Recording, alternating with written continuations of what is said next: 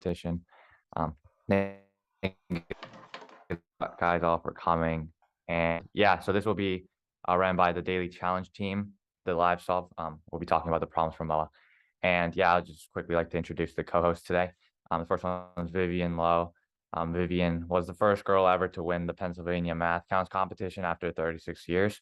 She qualified for the USA Math Olympiad program, also known as MOP, in 9th and 10th grade, and was on the four-person US team to the 2022 European Girls Mathematical Olympiad.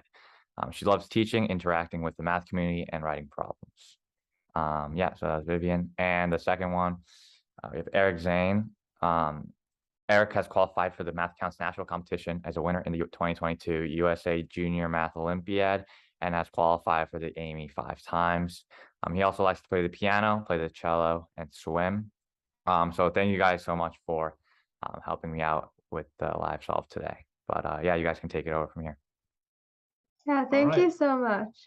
Thank you very much. So basically, the way this works is we have not seen any of these problems before, and we're just expected to solve them in front of you guys and hopefully create interesting lessons for you all. So, Vivian, do you want to take the first one for us? Yeah, sure. Okay, so first problem that has been selected for us is speed round number 4, I think. So, all right, we'll just try to like solve these on the spot, but if any of you have like ideas that you really want to share with us or like ways in which you solve the problem that you want to share with everyone else, then definitely put them in chat. This is meant to be like a collaborative thing. So yeah, participation is encouraged. Okay, but let's see. There are three positive.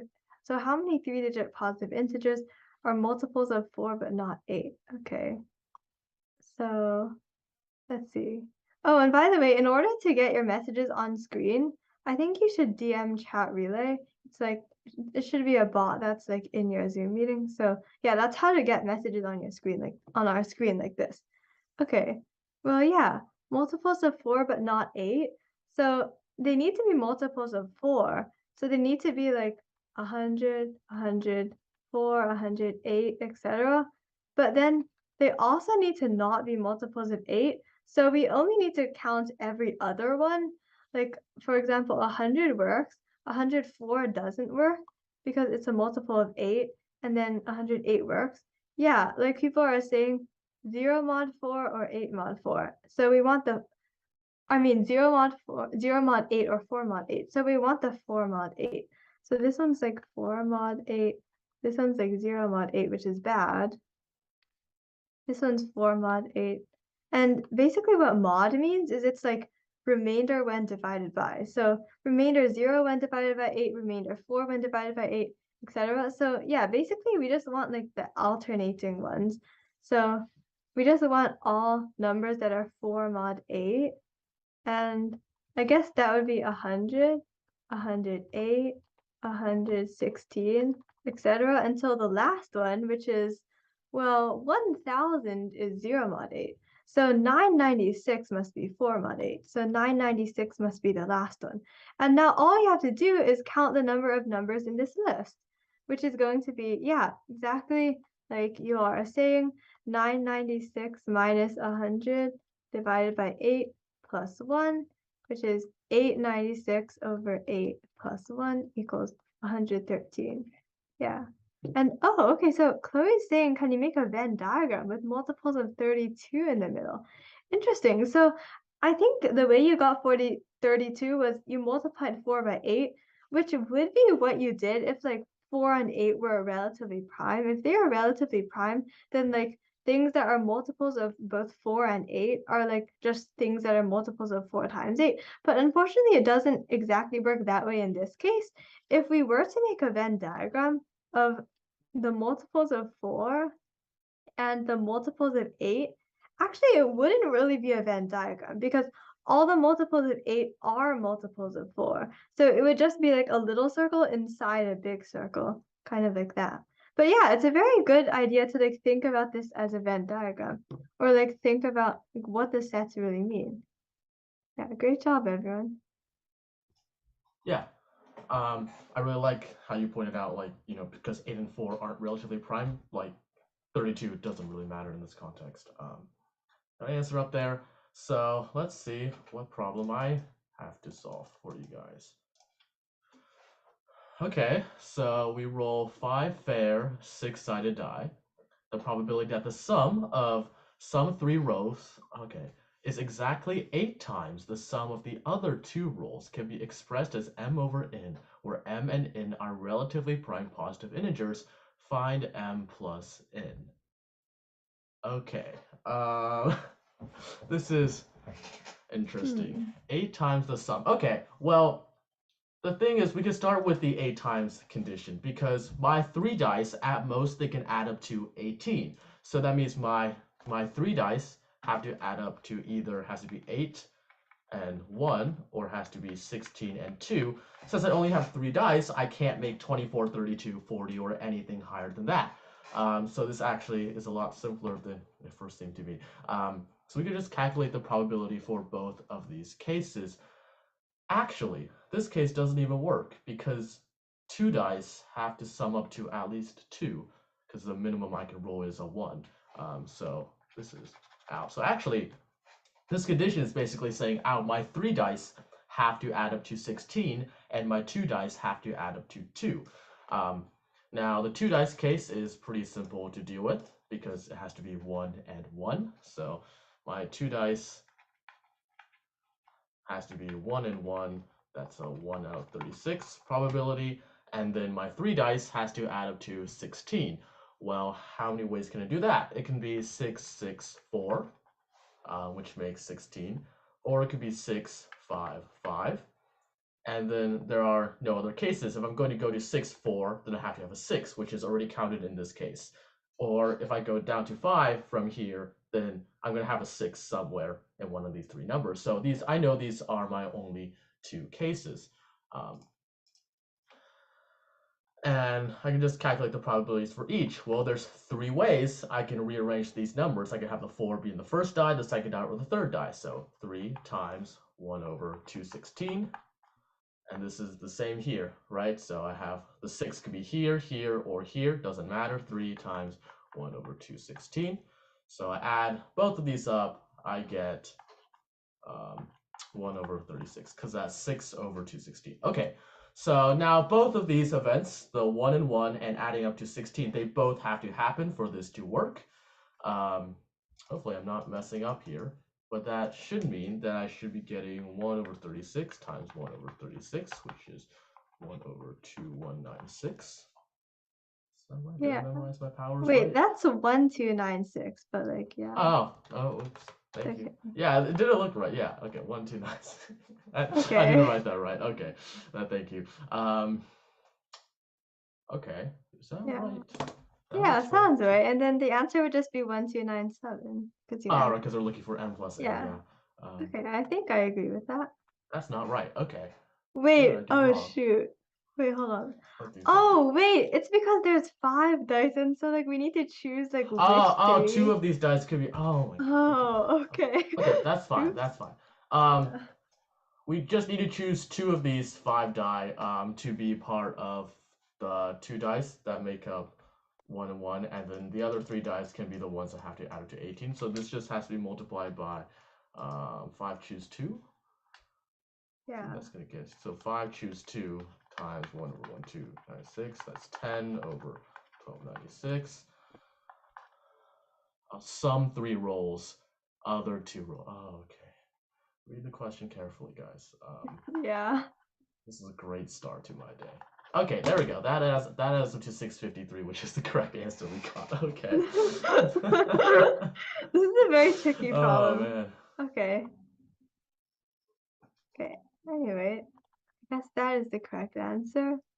Okay, next problem. Let's see. Oh, and if people want to be chatting about the problems in chat, you are definitely allowed to also. So yeah, treat this as a social occasion. Okay, so there's 8 distinct points on the circle. How many ways are there to choose a set of 3 chords such that each chord has to touch at least one other chord? And if any 2 chosen chords touch, they must touch at a shared endpoint. Oh, okay. So basically, we have circle with 8 points, and actually, like, what it's going to look like is actually pretty nice. Oh, okay. Chloe asks, where do we find the recording? Unfortunately, I don't think this will be recorded. So you all are lucky to be here. I think, yeah, I don't think it will be recorded. So I guess if your friends weren't able to make it, unfortunately, they won't be able. Oh, actually, it will be recorded. Okay, so it will be on YouTube under the Daily Challenge channel if you want to look at it later. Yeah, sorry about that. Okay. So we want 3 chords here.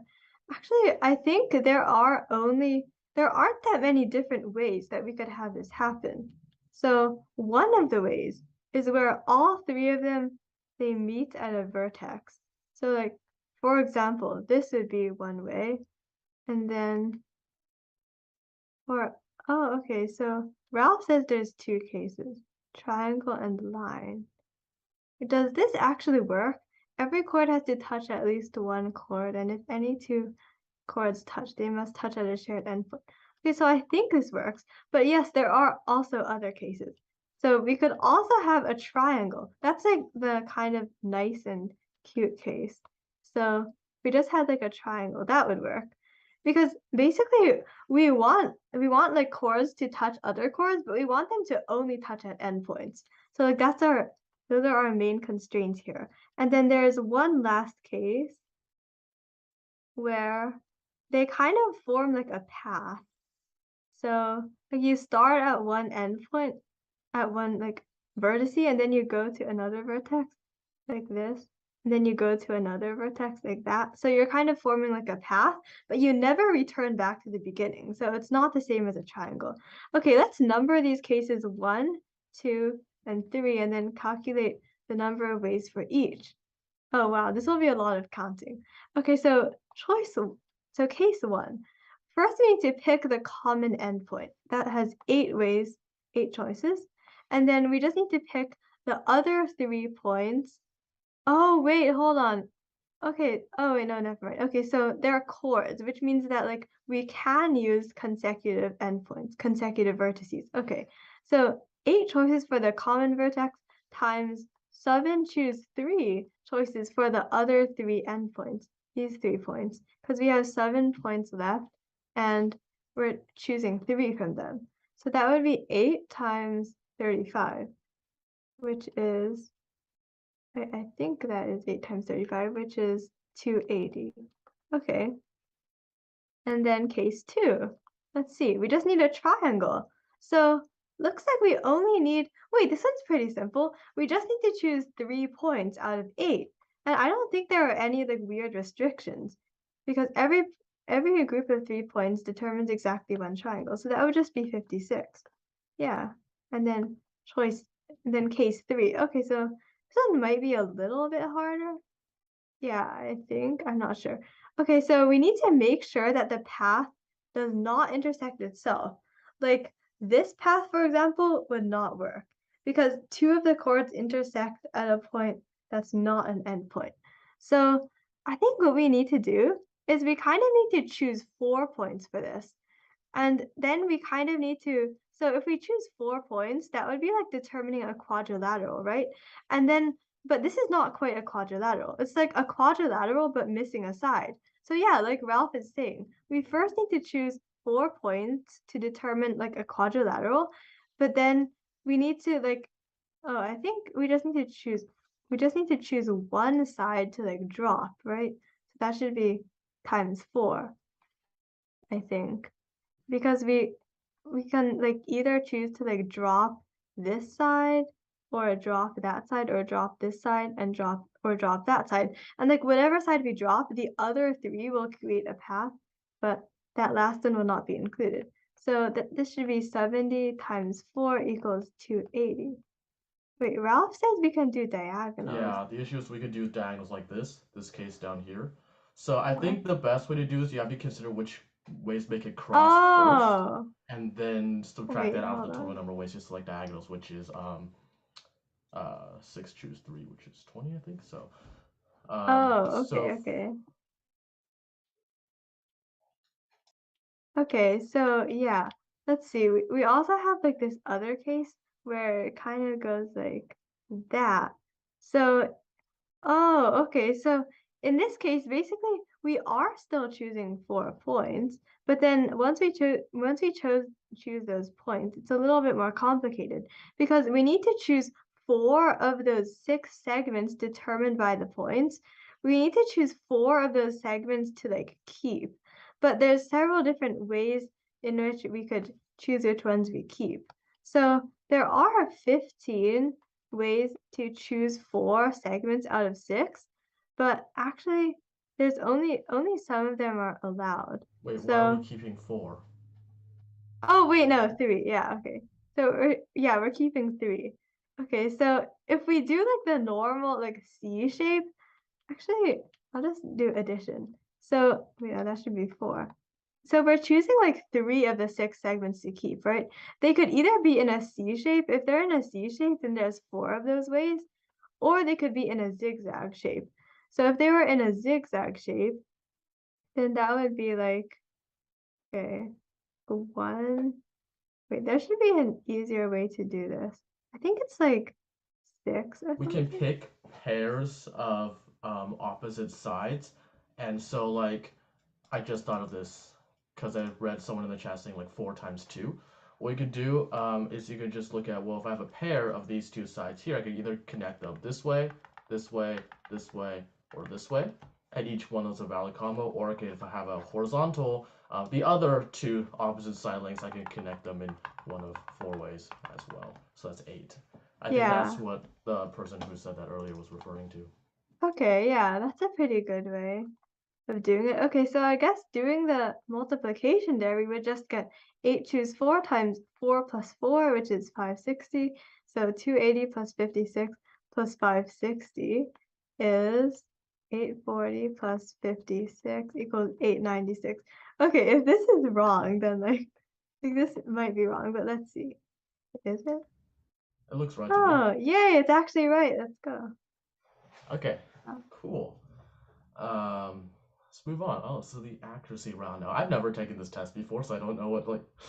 I think accuracy round means you're supposed to be more accurate than the speed round, but it could just be a guess. Patrick tries to evaluate the sum of the first 2022 positive integers, but accidentally omits one of the numbers in while adding all of them manually, and incorrectly arrives at a multiple of 1000. If adds correctly otherwise, find the sum of all possible values of n. Okay. So basically what happened, Patrick tries to find the sum but leaves out a number in. So to find, first step, we have to find what number he actually gets. So it would be, we could take, well, whatever he would have gotten if he had done it the correct way with the triangular formula, and then we just subtract in because Patrick did not add this number in into there. And this is congruent to 0 mod 1000. There we go, yeah, because it's divisible by 1000. Okay, well, let's just figure out this number here. One really nice trick is I go rewrite this 1011 times 2023 minus n. But since I'm taking everything modulo 1000, I can just take off everything that's divisible by 1000 here. So this is actually 11 times 23 minus n, which is 253. So that's 253 minus n, congruent to 0 mod 1000. That means that n can either be 253, can be 1253, but it can't be 2253. Am I doing this right? I think so. Okay, yeah, I think I'm doing this right. So that means that these are my only 2 values that n can take, and I'm just supposed to add them up. Is this supposed to be this simple? Okay. I don't know. I mean, it's only problem 3 on the accuracy round. I don't know how many problems there are on the accuracy now. Yeah, All I me know it's gonna be the neither. last one. 3 problem round. Okay. I've seen. I mean, Okay, math counts it target is uses. right though. Oh, it is Yeah. right. Okay, Okay, it that's is right. nice. Okay, I made a nice. mistake the first time. Now I'm just paranoid that something is like lurking. Yeah, around the these corner. are some tricky problems though. They are very good problems too. Okay, let's see. Next problem.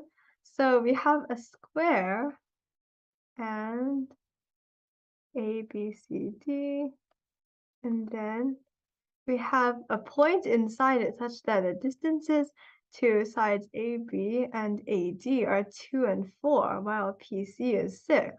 Okay, so we have this point. These are not straight lines.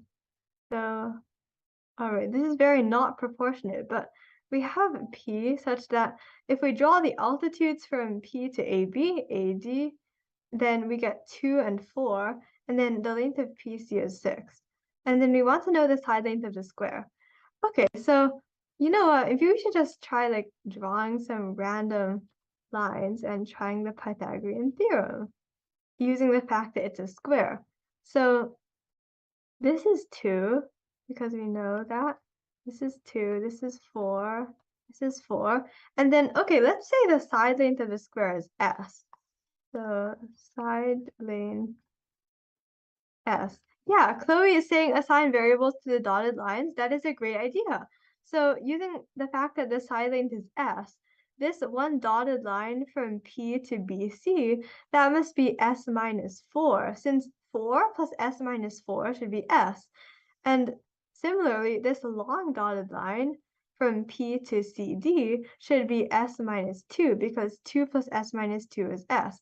So yeah, exactly like Ralph is saying, now we can do the Pythagorean theorem on this triangle with hypotenuse PC and legs S minus 4 and S minus 2, and get the quantity S minus 2 squared plus the quantity S minus 4 squared equals PC squared, which is 6 squared. So doing the algebra, we get 2S squared minus 12S plus 20 equals 36. And then 2S squared minus 12S minus 16 equals 0. Dividing by 2, S squared minus 6S minus 8 equals 0. So then looks like, wait, hold on. Is this correct? Should be minus 2 and minus 4, right? Wait. Oh, wait, no, that's not right. It says it's like a radical form, so maybe this is correct. But I'll just check my work to be sure. So 2S squared minus 12S plus 20 equals 36. And then you subtract 36 from both sides. Okay, I think you can just this quadratic looks... formula. Yeah, we can just use the quadratic formula. Okay, so S equals 6 plus or minus the square root of 36 plus 32 divided by 2 equals 3 plus or minus the square root of 17, I think. Because 36 plus 32 is 68, divided by 4, you got 17. So yeah, and then obviously S is not negative, so S will be 3 plus root 17. And so, wait, oops, this is very messy. So then A plus B would just be 3 plus 17 equals 20. Okay, hopefully this is correct. It is Yay. correct. Yes, nice, nice. Okay. Oh, there is a team round. Okay, you want to do these questions together, or no? That'd be too chaotic. Consider the 5x5 equilateral grid as shown. How many equilateral triangles are there along the grid lines? And I realized that because of how I chroma keyed this, you can barely see the grid. That's great. Oops. Gray was an excellent color choice, whoever made these slides. Hopefully you guys can see it. This will work. So equilateral triangles, there are triangles that point up, and there are also triangles that point down. So let me do a fancy combinatorics trick. Okay.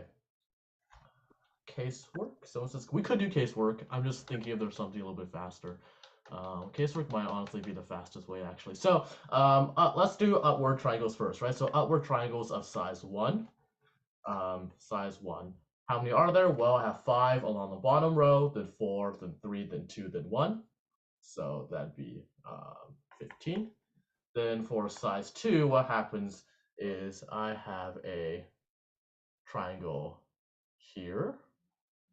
I can draw. I have a triangle here. I have a triangle here. I have a triangle here. So it's 4 along the bottom row. I cannot draw this to align with the grid. You guys get the idea, right? So I have 4 along my bottom row, 3 along my next row, 2 and 1. Yeah, I'm not forgetting about the triangles that point downwards. I'm doing the ones that point upwards for now. So it's 10. And the 3 triangles would be 6. 4 triangles would be 3. 5 triangles would be 1. I can't see my work. Another way, so this would be 25, 35, 35. What's chat saying? Can't read it. One other way I realized that you could probably quickly count the smaller triangles. You can pick any 2 points that are on the same horizontal axis, and those will by definition give you one equilateral triangle that points upwards. So for example, along my bottom row, I have 1, 2, 3, 4, 5, 6 points. So if I pick any 2 of those points, say this one, and then let's do this one here, I'm guaranteed to get one equilateral triangle out of that, which is a neat way to count the upward. So it's 6 choose 2 plus 5 choose 2 plus 4 choose 2 and so on, which is the same result we got. So it turns out to be 35 upward pointing triangles. We can't really do the same thing for the downward pointing ones because some of those would just go past my grid. So those I'm just going to count manually. Downward. So with downward, well, I have 10 that are size 1. I have 6 that are size 2. 3 that are size. No, what? No, that's not right. I have 10 that are size 1, and then I have 3 that are size 2, because there's only 3 of them that are size 2. I can get this one. I'm so bad at drawing over this, guys. You don't understand. I can have this one, or I can have the one above it, like around here-ish, and then there's one down here-ish. So there's only 3 of them. So that means 35 plus 10 plus 3, that gets me 48. And this would have been a lot faster if I was doing this on pen and paper, because then I can actually draw. So let's see. Yeah, I Yeah, agree. 48. Here we go. Yeah, I think this problem, like, you kind of just have to bash, like, I don't see any nicer way, because if we try to, like, cleverly choose, like, the lines of each direction, we would need to make sure that they, like, actually all intersect properly, which would be kind of hard. So, anyway. Okay, next problem. Oh, wow, it's another geometry problem. Okay, so we have a triangle that is a 5, 12, 13 triangle. Very nice. AB is 5, BC is 12, and CA is 13, and a point P is chosen in this triangle. The probability that a circle with a radius 1/3 at P does not intersect the perimeter of ABC can be written as M over N. Okay, so we want to find the probability that, like, if there's, okay, so if there's a point P, it needs to be, like, sufficiently far from each of the 3 sides.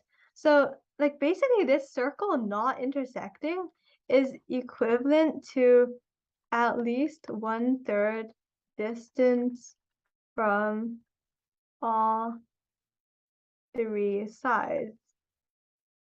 So basically all we have to do is, yeah, like Ralph said, geometric probability. It's like literally a geometric probability here, because we want to find the area in this triangle of all points which are at least 1/3 away from all the sides. So in order to find that, let's just like kind of draw like lines marking like the boundaries, like how close you can get to each of the sides. And so these lines are going to look something like this. Each of these lines is like a distance of 1/3 away from the sides, and then the area in here is what you want. So you basically want the area in here divided by the total area. Okay, so in order to do this, we need to find the area of this inner triangle. So let's see. This inner triangle, let's like zoom in on like one of the vertices, for example. Actually, so this right-angled vertex is pretty easy, because this triangle, I mean, this square right here is going to be a 1/3 by 1/3 square. So that part of it is pretty easy. Oh, and by the way, we really just want to know the side lengths of this triangle. So we just want to know the side lengths of this like inner right triangle. So in order to do that, notice that the shorter leg of the inner triangle is equal to this distance. So we really just want to know this distance. Okay, so Chloe says, can you just subtract 2/3 from the height and length? So the only issue with that is that the 1/3 we're chopping off it does not exactly translate to like 1/3 in terms of length. For example, like over here, when we chopped off a bit of this, so like this part I'm highlighting in pink, we're kind of chopping this bit off of the hypotenuse.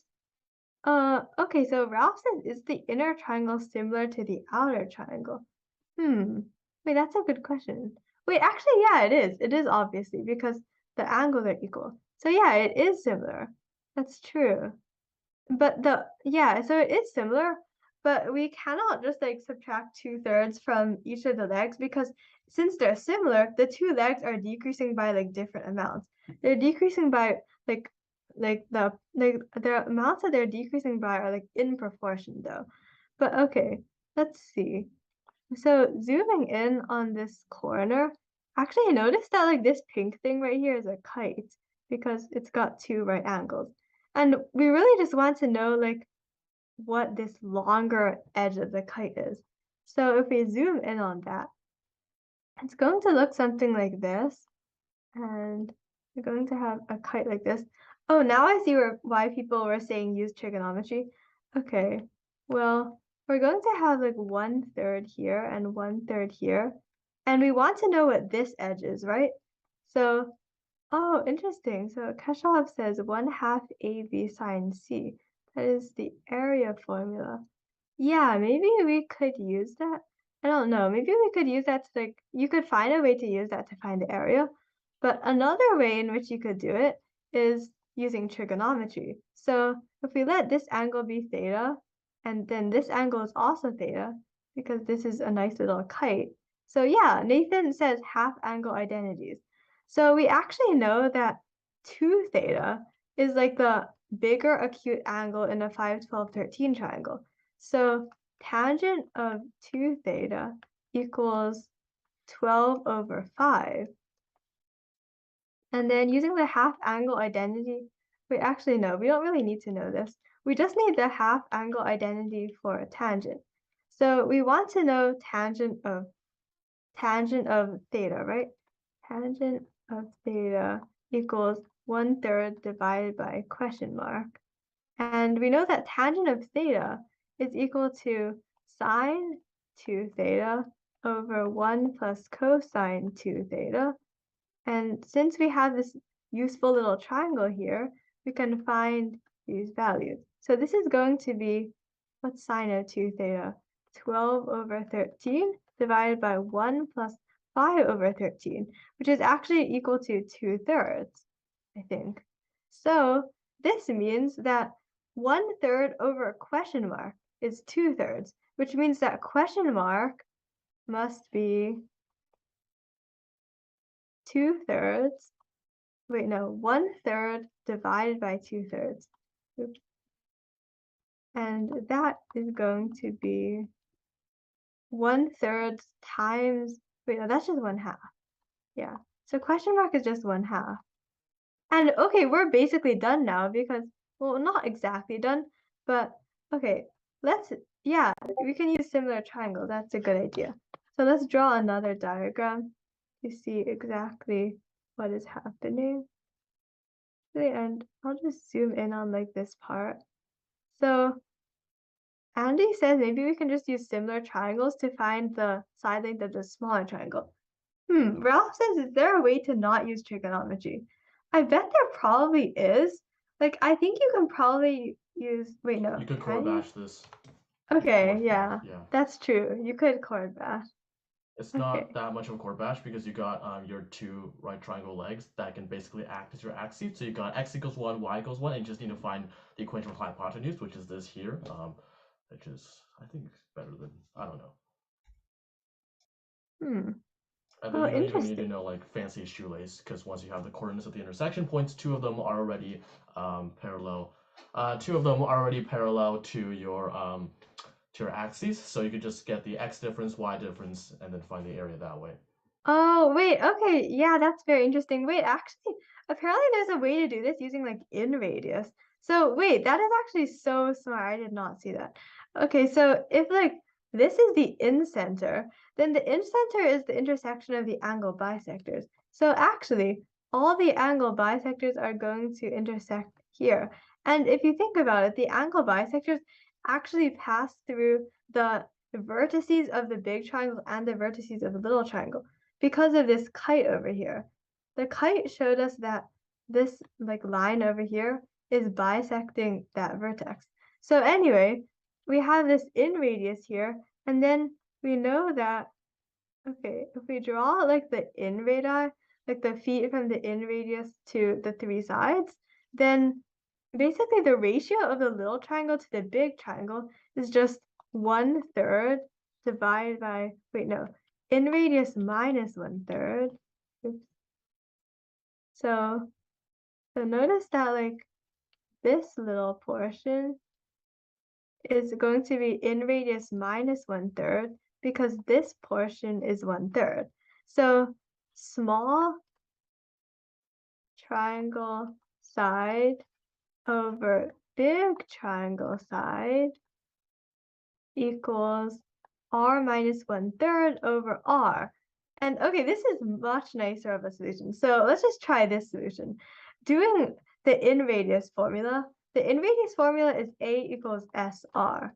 And that means area equals semi-perimeter times in radius. So R would be A over S, which is the area is 30, and the semi-perimeter is half the perimeter, which is half times 30, which is 15, equals 2. So the in radius is 2. So that would be 2 minus 1/3 over 2, which is 5 over 6. So the smaller triangle apparently just has side length 5/6 of the big triangle. Wait, that's so nice, because then if we want the probability that P is in the smaller triangle, that would be like basically just the area of the small triangle divided by area of the big triangle. So small triangle area of big triangle area equals 5/6 squared equals 25 over 36, which is the answer. And then doing 25 plus 36, you would get 61. Yay. Okay, that's a very, very nice problem. I think there was like carbon copies of this problem on the AMC that showed it Yeah, before. I think that's So, probably true. yeah, I remember seeing at least like 3 that had something to Yeah. do with this. Okay. Team round number 9. Okay. It's a lot of text. Emily has 2 cups, A and B, each of which can hold 400 milliliters of water. A initially has 200 milliliters and B initially has 300 milliliters.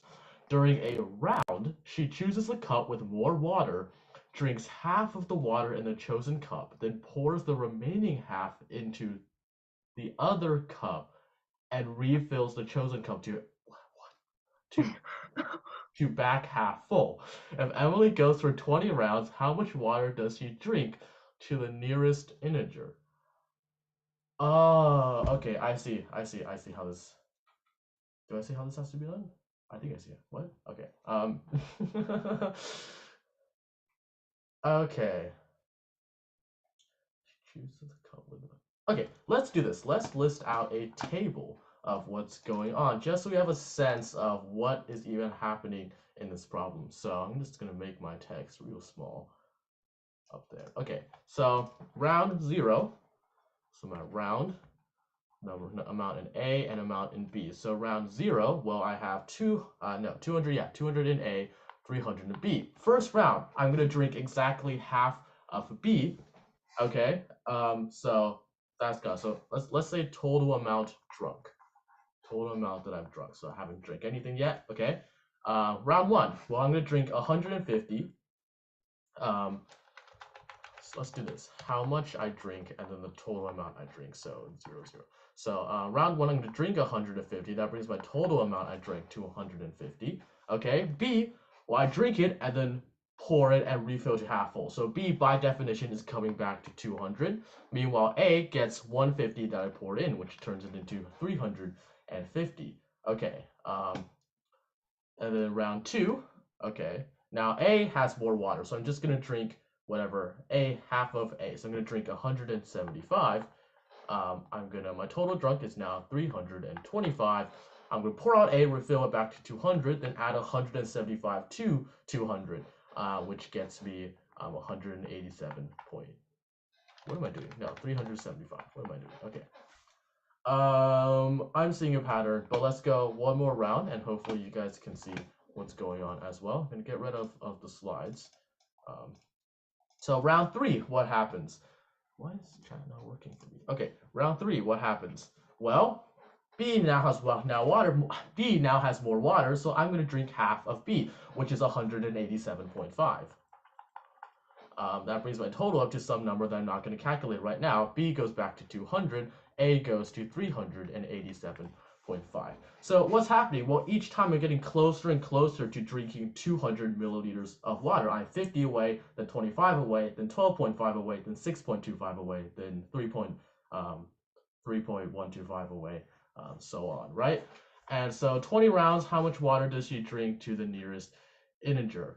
I wonder if there's some sort of series thing that we can do. Okay. How much water in milliliters, I assume. Okay. So what we really need to find here is we need to find the sum of 200 minus 50 plus 200 minus 25 plus 200 minus 12.5 plus so on times 200 minus 50 times 2 to the negative 19, which is what I'm looking for. So really, what I can do is I can take out all my factors of 200. So I have 20 200s. That gets me 220 times 200 minus, and then now I have just a series, 50 plus 25 plus 12.5 plus ... Very small number. Very small number. 4,000. Okay. I am going to bank on the fact that very small number is small enough that is way, way, way less than an integer, and since they want nearest integer, that means I don't actually need to know what very, very, very small number is. I can just assume this is going to go on to infinity, basically. So, because infinite series are way easier to calculate than finite series sometimes. I'm just going to pretend very, very, very small number doesn't exist. Now, this series, hopefully we all know how to calculate. This comes out to be 100. If you don't know, what you can do is you can multiply this entire series by 2 and then subtract it by itself. Or you can use a series formula, for example, which is going to be 50 over 1 minus 1/2. Get 100 for that. So 4,000 minus 100 equals 3,900. And if this is 3,901 or something like that, I'm going to just leave. But I don't think it will, because this is very, very small number. So yeah, there we go. Let me put it 3,900. Slides big again. That's the wrong thing. What did I do? Okay. I'm trying to make the number big. Okay. This is the right one. This is the right one. Cool. Nice. Okay, nice. Okay, so I guess in that problem you kind of just had to like start listing stuff out to like get a feel of the problem and then just like use patterns. Okay. Oh wow, Gunga Bolt. Interesting. New type of problem. Okay, so and this is problem 1, so it shouldn't be that bad. Okay, so we have a machine that outputs the number 2.75 when operated. Wait, what? Okay, so it's just like it goes 12 times and each time it's 2.75. So like 12 times 2.75. I guess we could multiply 2.75 by 4 and divide 12 by 4. So 3 times 11 equals 33. I think that's correct. This was a very nice and refreshing problem after those other difficult problems. Okay. Is this like the equivalent of Countdown? Because it feels like it would be. Yeah, I think so. I think it's like the equivalent of like relay or like I think it's like conducting guts bowl. round. Like yeah, like guts round or Guts. something. Don't Anyway. remind me of the guts round. God, I hated it.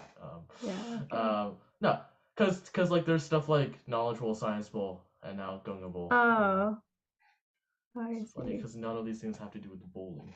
Super Bowl. Anyway. Okay, next question. Coin's weighted was 3 times more likely to come with heads than tails. How many times more likely is a coin to come with twice consecutively than twice heads consecutively than twice consecutively?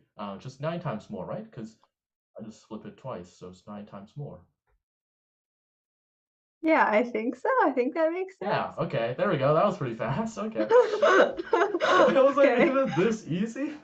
Because I knew, like, yeah, it's definitely, like, supposed to be Yeah. fast paced. I guess there's a wide range in MOAA question difficulties. Okay.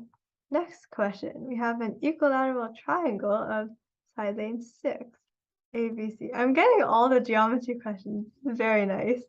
Okay, so there's point D on side BC such that the area of ABD is twice the area of ACD.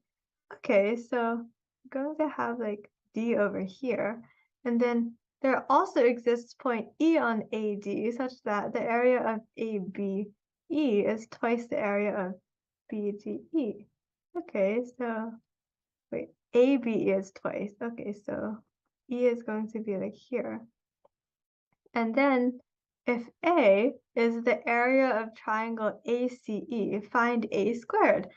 Oh, okay, this is very nice. Okay, so, oh, Patrick, we'll try to do that if we have that question. I'm not sure which questions we have because someone like picked which questions to give us. But yeah, okay. So the very nice thing about this question is that like everything's in terms of ratios. So let's just see like if we can find ratios of areas.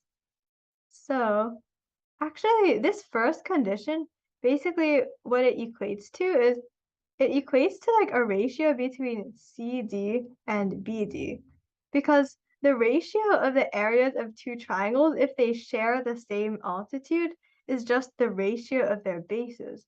So ratio of bases, oops, I don't know what's wrong with my pen.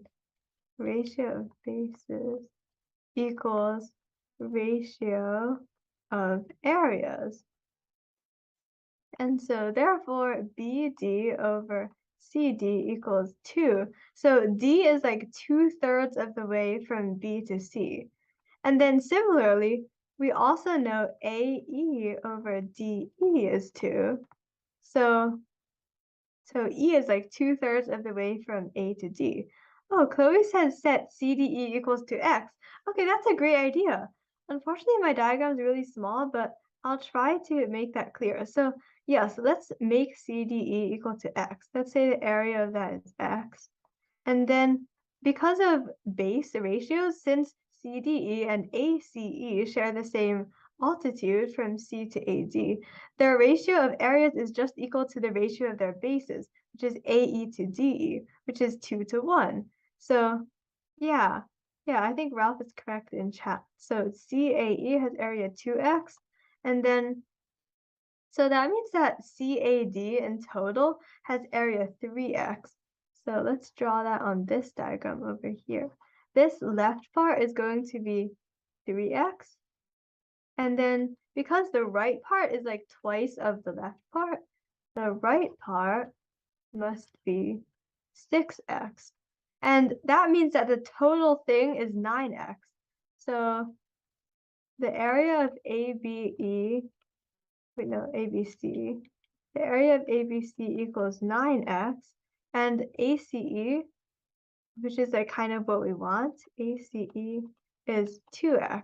So A, which is the area of triangle ACE, is 2/9 of the total area.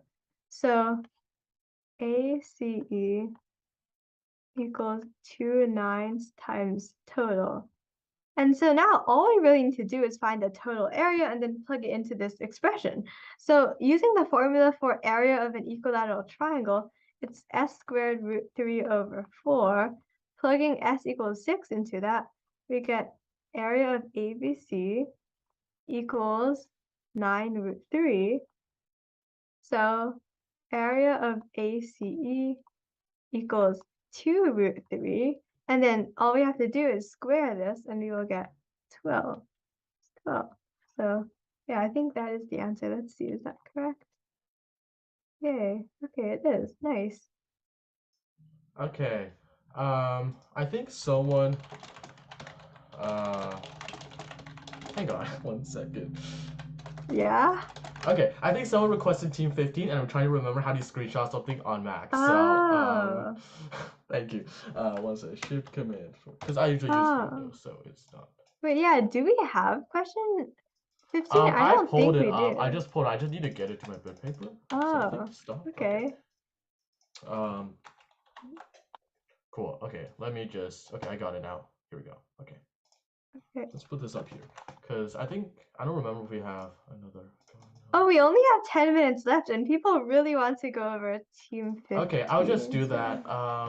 Oh god, this is why I like Windows more, anyways. So, take a screenshot. If any of you have Team 15, then I know it's let IBIC be the BC X center, so triangle ABC. Let O be the circumcenter of ABC. If BIB is perpendicular to AO. Okay, what? I do not. AC. Yeah, you can see Okay. why I wanted a screenshot of this problem. You know. Oh, okay. Okay. Can I Let's draw see. this? No. I just heard like X centers, and that's like all I heard. Yeah. No. Okay. Thank you.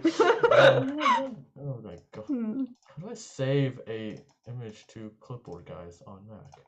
Let me This is- search up MOAA 2022 problems. Screenshot release here and save to clipboard. Are there problems on the website?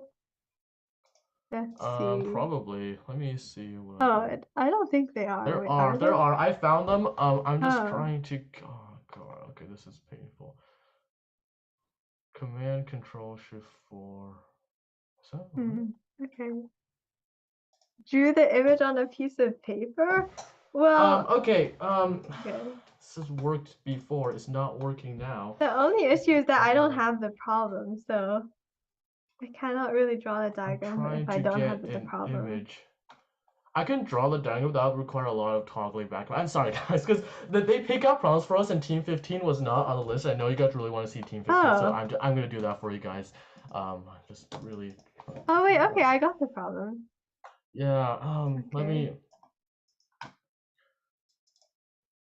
Oh, okay. Okay. How do we copy to clipboard? Oh, thanks, Chloe. Oh, okay, that's very helpful. Okay, so let's see. Should we do this problem instead of the other problem? How did you get that screenshot? I'm still trying to make it work. Wait, here, okay, I'll send you it. Thank you. So let me just start drawing the diagram while it's on screen. Copy image. Okay, it's on. Okay. So we got X centers. So X centers are basically what happens when I extend my side length. So if I draw a diagram here, I'm gonna draw this little triangle a little bit smaller actually. I'm gonna make my window a little bit larger so I can do this a bit more accurately. So if I have my triangle there and I extend my side, so that A, B, C. Oh, this is a bad place to draw. Let me reframe that. So I have A, B, and C. I'm gonna have extend these side lengths past the triangle. I'm gonna have a bisector, two bisectors intersecting at my BX center, IB, and then my bisectors intersecting at my CI sector. Actually, IBA and IC, they're collinear. You can try to prove that. I noticed that. So AIC is equal to 3, AC equal to 4√2, then AB squared. Oh, BIB is perpendicular to AO. Oh, I wish I knew that before I started drawing the diagram. I know, right? This is great. Let O be the circumcenter. Oh god, okay. Let me erase all of this right now. This is great. Okay, so let me read the full question first before drawing. we got AIC equals BIB perpendicular to AO. AIC equals 3, AC equals 4, 2. Oh, that's all they give you. Thank you very much. I know, it's like This very is great. interesting. BIB is perpendicular to AO. Okay. So let's start with my construction of a circle. I wish I had like a way to like share, because normally when I do this, I would absolutely use a compass, straight edge and compass construction for this. I would O. not. You like to live life dangerously, I guess. A, B, C. So BIB is perpendicular to AO. That's already wrong. How do I draw this diagram so that works? Okay. Oh god. No, don't make me erase this all again. I undid one step too far. This is very entertaining for you guys. I know. I'm trying to think. What could we start with? Because BIB perpendicular. I don't know. to Maybe we could AO. just like angle chase or something. Maybe, or is this a berry? There's no way this is berry bash. No. That's not very bash. There's no way. I don't remember. I don't think in-centers work with X-centers work with berry bash that well. There must be like there's no way some it's complex. condition. Well, we're berry bash. I can. Oh. Well, there's distances. You can't do berry bash. What am I thinking? Okay. It's probably 4√2 is a very suspicious number. Actually. They have a right angle as well. Oh, well, if it's perpendicular to a. Oh, can I use power of a point this way? Maybe. I think it might be a power. Wait, okay, so is it true that angle B/2 equals C? I think that is true. So C is like half of angle B. Wait, okay. I think this is This true. is such a great diagram. You guys don't understand the greatness. I think if I start with A and B and then have a C, like, I don't know, somewhere. What am I doing? This isn't right at all. Just drawing the diagram is like a big challenge already. Yeah. Do you have a diagram for me? Oh, you have a relatively good one. Okay, I'll just copy that. Doesn't it? It doesn't even. Okay, this is weird. I'm just gonna. A, B, C. Just gonna. Okay, this looks like it's promising actually, because I have a. This would kind of be easier on paper. This will be so much easier on paper. Yeah, but paper is not very well equipped for like Olympiad geometry problems. Okay, this is IC. We know that BIB and CIC, they intersect at my in-center I. I also know that we know that this and this, by the in-center X-center lemma, these are the midpoints of the arcs. These 2 points are midpoints of arcs. I don't know how that is supposed to help me in any way, shape, or form, but you know, just make this smaller. Oh, I can stretch it. That's great. That's, yeah, exactly what I wanted to see. Okay. Have length conditions that are really. Should I just break out GeoGebra for this? I don't know. That feels like cheating, but also this is just painful to draw on. AIC. Yeah, I need to draw a better diagram. And also, oops. AC equals 4√2. Okay, maybe I'll just like hide 3 and 4√2. Is this? There's no way this is law of cosines. Maybe we should just like ignore the numbers for now or something. Oh, I saw some of these triangles. No, the issue is we have to start with the BIB perpendicular AO because that's the weirdest condition of this entire thing. Yeah. I think that's equivalent to like B equals 2 times angle C. Like angle B is twice angle C. Okay. Yeah, I already forgot the numbers. Are those equivalent? Yeah.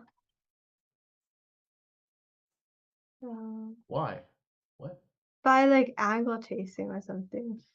By like angle. Yeah, thank you for no, what? Well, I have a kite. Yeah, because you have like this angle is like 90, and then this here, if this is A, B, and C, then this arc is like B/2 kind of, and then that this is, yeah, is like B/2. 90 minus C. Well, it's not because Oh, I see now. Cause Yeah. my AB, AIB, and IBC, those three arcs are equal, Yeah. actually. So wait, so I actually have kind of like a. Oh, wait, that means A and these two lines are parallel. I have a set of parallel lines, don't I, right? Oh. I have a set of parallel lines. These two lines are parallel. I'm gonna change colors because this is a clutter. This is just a mess. These two lines here, they're parallel. I have a trapezoid. I have an isosceles. I have a cyclic trapezoid, which means that it's isosceles. So cyclic isosceles Oh yes, trapezoid. that is. Yeah. Okay, cool. Is that all I can do with that condition? Is that all? Is that all I need to do? Because I know one of the diagonals. Now, how to use the x center is a different question now. Well, I can find this length ratio based on A, B, C. I can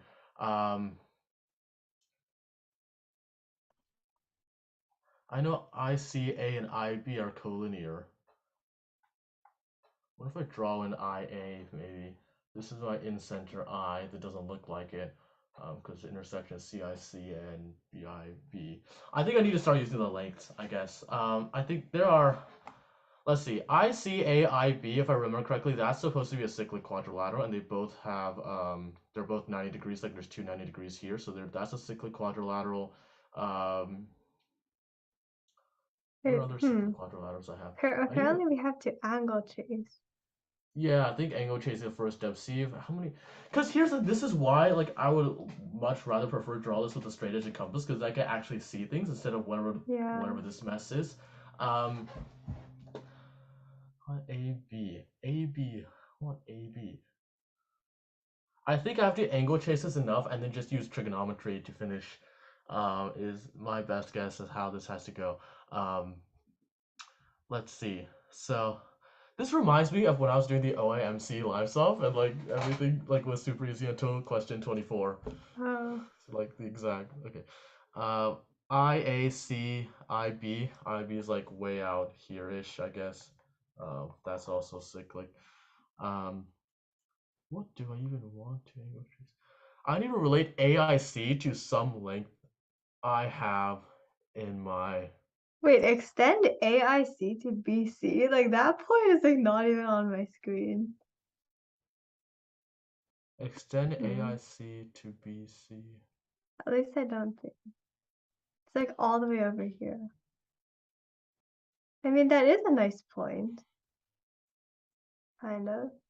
I know that this point here is the center of circle IBAIC. This Yes. point that finger is pointing at. Yes, that's true. That means that no, I already knew that already. Never mind. Okay. False alarm. Never mind. I just AB equals. I'm just gonna call this M. So AB equals AM equals MC. What?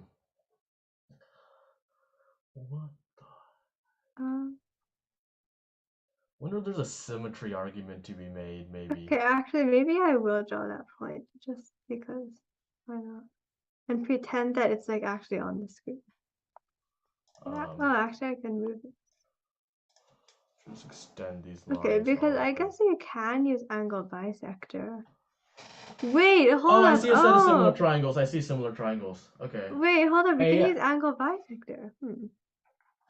Oh, well, yeah, that's part of the. I see similar triangles too. I don't know how helpful they are. See, AIC, C is similar to AXC if the new point is X. I don't know what else we would want to do with this information. There are a lot of like angle bisector conditions that we can. Yeah, there's a lot. So I'm trying to remember. Wait, what do we want? We want AB. They want AB. They want AB. We're given it AIC and AC, and we need to find AB. I'm not sure if like the BIB to AO perpendicularity condition still matters, especially because we already found AM is parallel to BC. I think AM to parallel to BC is already so much information that we can work with. I'm just gonna start like doing random angle chasing and see what sticks. Okay. Actually, AB is a kind of nice thing. AB, because here's the thing, AB is equal to AM and MC. So if I can find AM or MC, then I have my answer. Yeah. Because it's the isosceles trapezoid. I think what would be easiest to find out of the three? Maybe AM actually, because I can find BC. That's similar to AM, because like this intersection point BC to this point and AM this point, they are similar as well. So maybe I could do that. And I see that I have a set. Well, they're not similar. Are they similar? Are they similar? No, I don't think they are similar. I have angle bisect. Wait, what are similar? I'm trying to think of those two. I don't think those two triangles are similar. What other cyclic quadrilaterals do I have? Maybe there are more similar triangles. I don't remember. Is IBC BIC cyclic? I think I remember it being cyclic. Wait, what? Like IBC BIC. I'm pretty sure that's a cyclic quadrilateral because of the orthocenter in-center duality. Because if I make IA, IB, IC a triangle, then I have orthocenters and altitudes. And yes, like that's true. again, a normal triangle, this triangle will be cyclic. So this IBC IB IBC BIC is cyclic here as well, even though it really doesn't look like it. I also know that ICA IB are collinear, as I stated like 3 times already, which is probably something that we're gonna have to use. Wait, I feel like there are more similar triangles here, but there has to be, but you just can't see them with this. What is chat saying? Think so? Okay. Yeah, I remember that being cyclic. I don't know if I should add IA to this diagram, actually. I don't think it would be that helpful. Let's see. My length, AIC. And what's the other length they give me? AC, right? AC. It goes 4√2. Okay, I'm not sure. Contemplating law of cosines. Bashing. Is this yellow triangle similar to like the big one? There's no way complex numbers would work here. Maybe I should actually I have a strong central circle. My length. Let's not do complex. Let's not do complex. There's no way they test complex. This is for middle schoolers. There's no way complex thing is Is IBC similar to IB, IC? I think it is. It looks like it. It looks like it, so it is similar now. Let's try to prove that. Because IIBC is IIBA, which is 90 minus AIIB, which is, I don't know where I'm going with that. Oh God. Okay. I wonder if I just get pen and paper and just redraw this and see what I can find and then see what I can solve. Okay, I'm just going to like do some spammy things. So like IB divide. Okay, I give up. I'm reconstructing this on GeoGebra. Plus IC. Just so I can see what's going on. 3/4√2. Does that do anything? Okay. Let me just start with line segment. See, lines, segment. Okay, I'm just circle with center.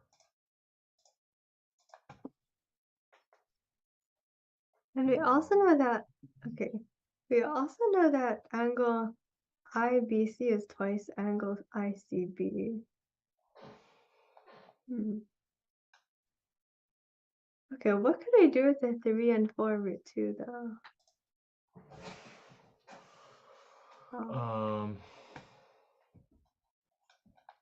I will continue to draw random things. Select parallel line endpoint, okay.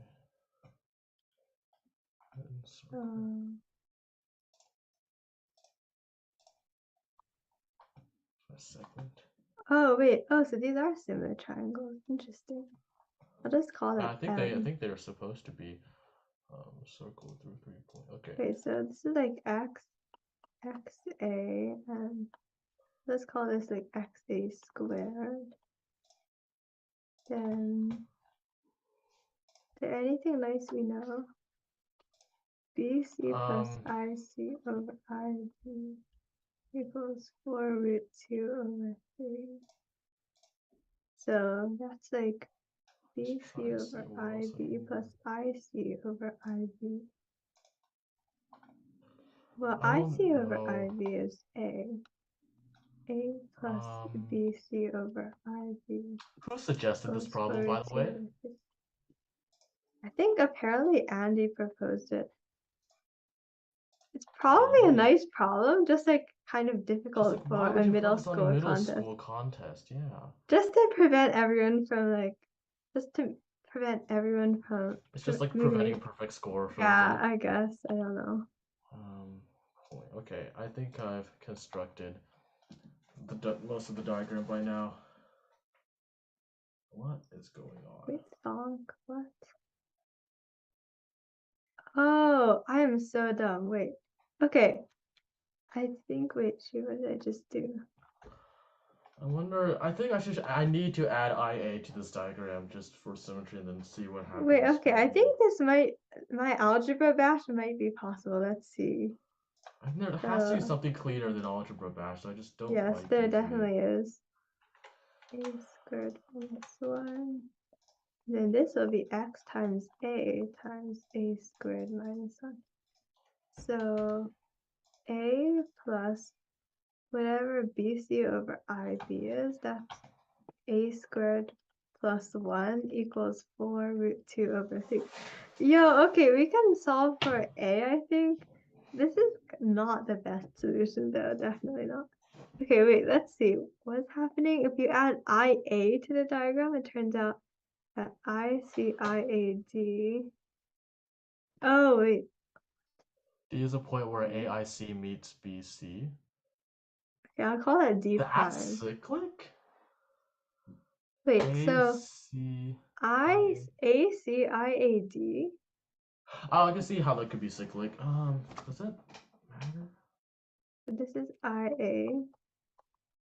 And oh, wait. Okay.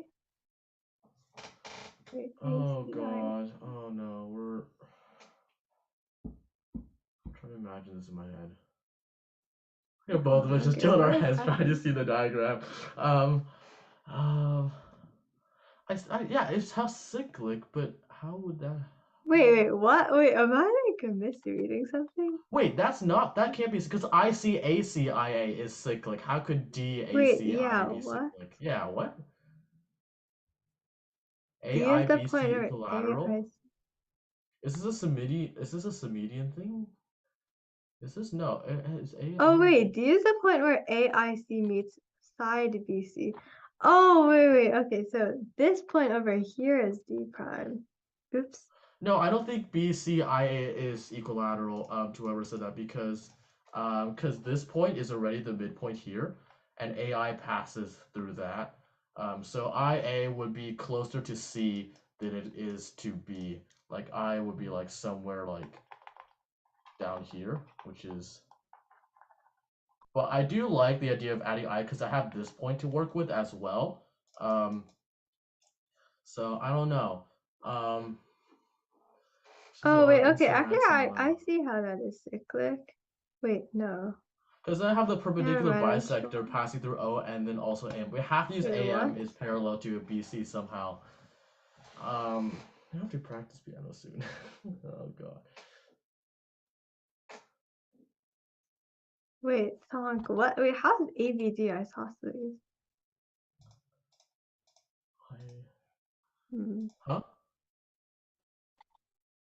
What do you mean? ABCD is an isosceles trapezoid because AD is parallel to BC. Yeah, I know. Yeah. I said, how's ABD isosceles? Oh, because AB equals AD because wait. Okay, I'm getting confused by the D and the D prime. Okay, yeah, ABD is isosceles.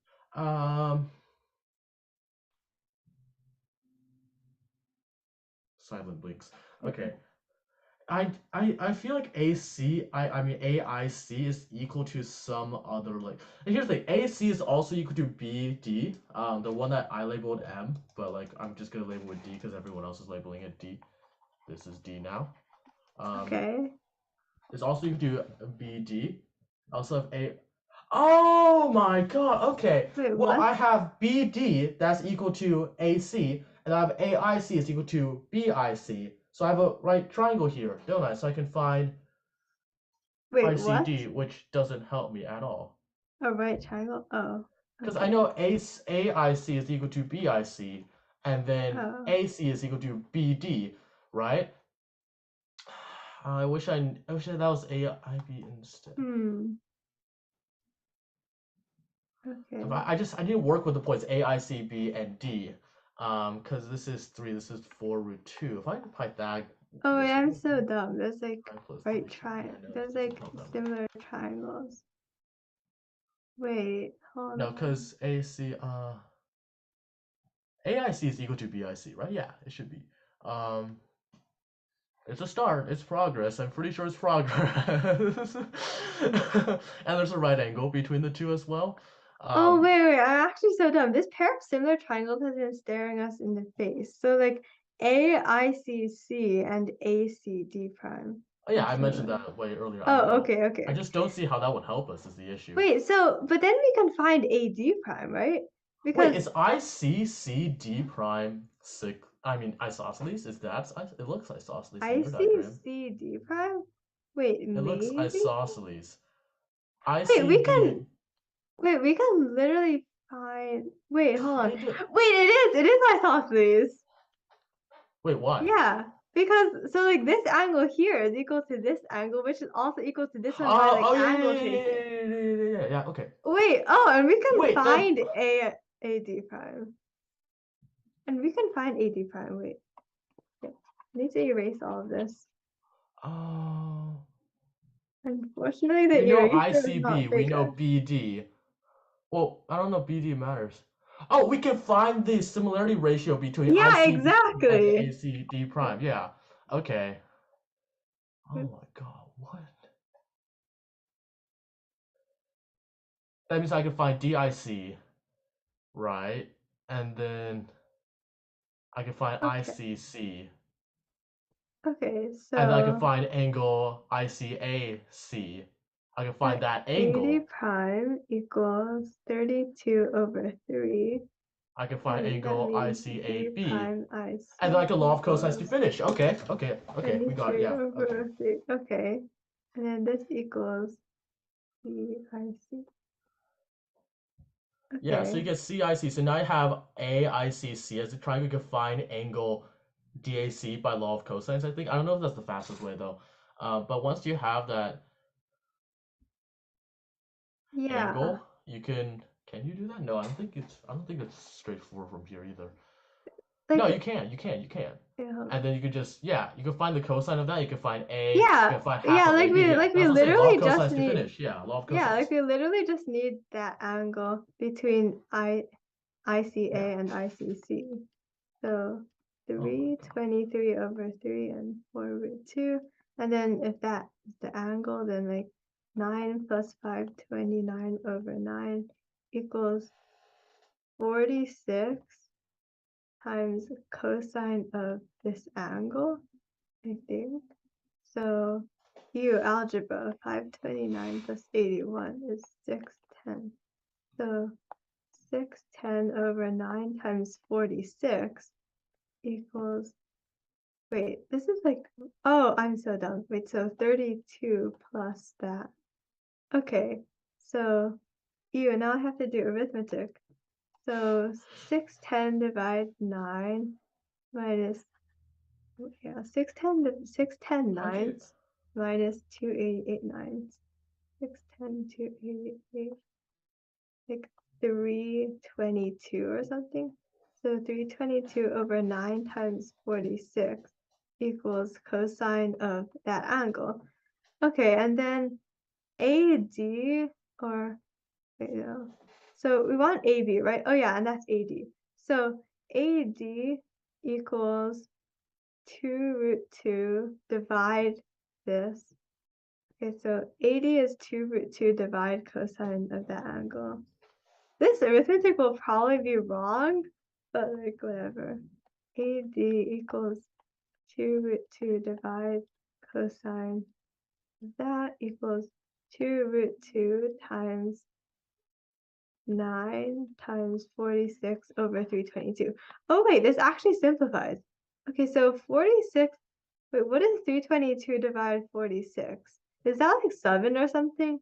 What's 46 times 7? Oh, it is 7. Oh my god, it is. Oh, Yeah. oh my gosh, wait, that's nice. Okay, so that would be 18 over 7 root 2.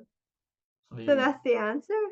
No, but they want Wait. AB squared. Oh, We have squared. AD Okay. right now. Well, it's the same thing, so Yeah, just yeah, squared, so you and then just yeah, so square that's it. gonna be 7 Okay. 748 over 49, right? 648 over 49, I think. 648, yeah. No, I can't do math right now. Okay. Okay. Yeah. Yay, that's wait, yeah. do we like add the numbers or something? No, they don't. They just Wait. want. Oh, okay. Well, anyway, apparently that's the right answer. They So want. yay, Yeah, we they want n finally plus did 80. it. Yay, let's go. Oh my Thanks god, thanks that's. for all the help, everyone who helped, especially Angie. I don't I know if we, yeah. But I cannot anyway, believe how you expect middle schoolers to see that you're supposed to use that intersection point. yeah. Because I did not. Yeah. Wait, this is actually a very nice problem though. Like from the similar triangle stuff, the solution's actually really short, surprisingly. The 4 root 2 like deceives like a lot more than like a lot of you would think. Oh wow. Yeah, okay. Anyway, I guess that officially concludes the live stream then. 20 minutes overtime. That's great. All The rest spent of on it one is- problem. Yeah, no. We actually have one more tiebreaker problem they want us to do. We're not going to do that Wait, what? for obvious reasons. Primes Okay. p less than q less than 25 satisfy the condition that q minus p divides q plus p. Wait, Find out what? now. Are we actually doing this? No, we're not. Right? We're Are we not. We're finally- not. okay. We're gonna end the stream here, guys. Yeah. Thank you to everyone who came out and watched and helped us as we struggle with this monstrosity. So I think we have a few more live streams planned. There's like constant math kangaroo live solves, and then I think we'll have an AMC one after the AMCs are done, and then an AMC 8 one as well from what I hear. So just stay tuned for Yeah. all of that. A lot of cool stuff. Thank you, everyone. See y'all. Yeah, thanks for coming, everyone. Sorry we went kind of fast on that last problem, but yeah, thanks, everyone. Oh, people are asking for HMMT live solve. So Oh God, I do not want to do HMMT live solve. So the No. only issue is that we would need to be able to do the HMMT problems ourselves. Yeah, no, that's not Like- happening. No, thank you. I'm pretty sure half of them use calculus anyways, I remember. I think. Do they? I don't know. Next up is gonna be a Putnam live solve. It's gonna be fun. I mean November HMMT maybe, but then February HMMT is no way. Yeah, no way. I took a look at the problems once and I was like, no, thank you. Not doing that. Yeah, especially not like the last few. Like those are just impossible. Yeah, are we still bridged? Maybe we are. I think we are. Not sure. Yeah, but yeah, it's basically over. I can just end the meeting. But yeah, thank you Okay. guys so much for solving. Thank you guys, everyone. Thank you. The Thank chat you. and all These that problems stuff. were Yeah, great. thanks for the problems. Yeah, I mean, yeah, I didn't really make them, but yeah, they're pretty tough. So Yeah. I tried following along, but you guys got it done, and I'm pretty impressed because we test solved it and I was not able to get it either. It's okay. Thank you. But yeah, yeah, that's it. Thank you guys again, and yeah, we're good to go. Okay, Okay. thank you. Yep. Okay, thank you. Thanks. Bye. Bye, everyone. everyone.